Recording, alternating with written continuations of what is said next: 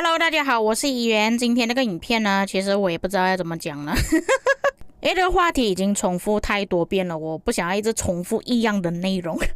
但是我看到最近官方还有包括一些其他的主播一直在提到这件事情啊，所以我就稍微说一下我自己的看法吧。那各位还记得在之前洛杉矶线下见面会，还有包括德国线下见面会的时候，官方有讲过可能会进入新的时代呀，可能会有 T6 之类的。尤其在前2天德国线下见面会的时候，策划也是有提到 T6 的事情，有提到新时代的事情。那有一些主播就说T6 已经取消了，但是我从以前的影片到现在一直在强调，其实官方并没有明确的说出到底会不会出 T6。在之前洛杉矶线下见面会的时候，我是听策划他说中文的嘛，他是说过 T6 他们考虑了很久，他们是考虑了1年的时间，比较起 T6 他们更在意的是进入新的时代，开发新的兵种，也就等于说其实当时候他并没有明确的说出有没有 T6。 OK， 我能够理解不是每个玩家都听得懂中文，可能误会了还是怎样，但是他们还有做 Q&A，洛杉矶线下见面会他们讲了什么东西都有写出来，这里是用英文写啊，不要跟我讲连英文都不会看啊。这边都有说到了，他们考虑 T6 考虑了很久，但是比较起 T6 他们优先考虑的是进入新的时代，用火器部队之类的。而且当时候我就已经跟大家讲过了，他们有可能考虑的就是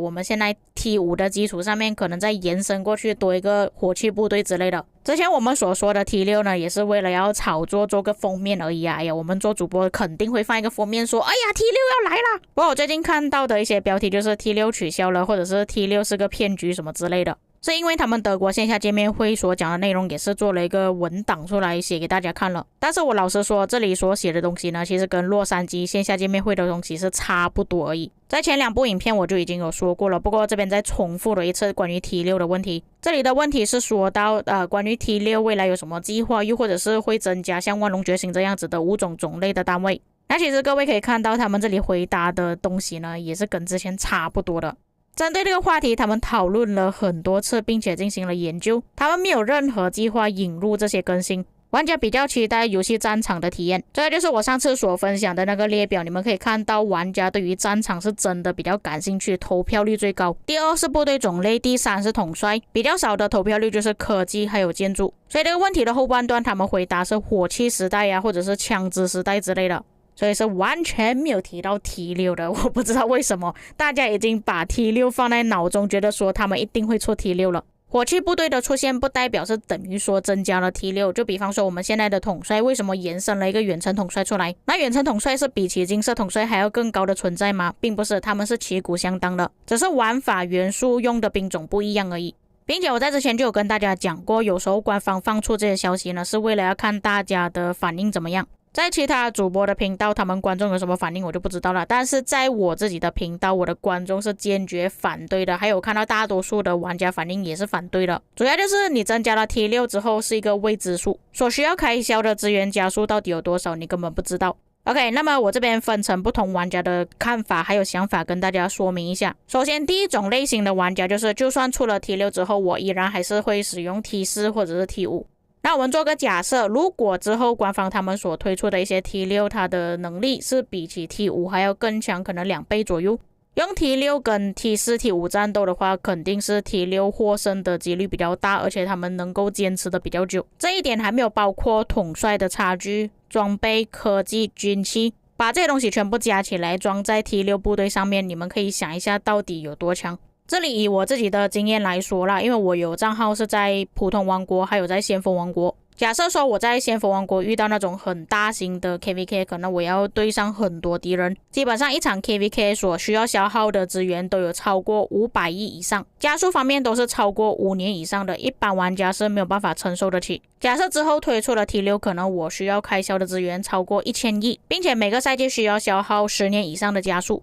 不只是你会使用 T6 而已，你的敌人也会使用 T6， 而且这里只是计算野战战斗的时候，其实阵亡部队所需要的开销是比起野战还要更多的。假设我有使用自己的部队去围殴旗帜或者是要塞的话，这里开销会更多。那如果你是一般王国的玩家的话，你也不要觉得说我依然还可以继续使用 T4， 因为我已经说过了，当 T6 出现的时候，玩家都会自然升上 T6，就等于说目前你所使用的 T4 将会在之后变成 T3， 然后 T5 部队变成 T4， 也就等于说就算你不想要用 T6， 你也必须要开始使用 T5 了。像我现在在 CD 组玩过，我所需要准备的资源都大概300亿左右，加速方面至少要准备1年到2年左右吧，这个是必须要的。但是我这里的资源加速消耗的前提是我在跟 T4 或者是 T5 战斗，而不是更高规格的 T6 战斗。所以假设说 T6 出现的话，所需要开销的费用肯定会比起我现在所使用的费用还要更多。到时候玩家能不能够承受得起？资源我们可以通过小号去采集获得，但是加速你一定要买礼包或者是完成任务。我认为 T6 的出现只会加快游戏的死亡进度而已。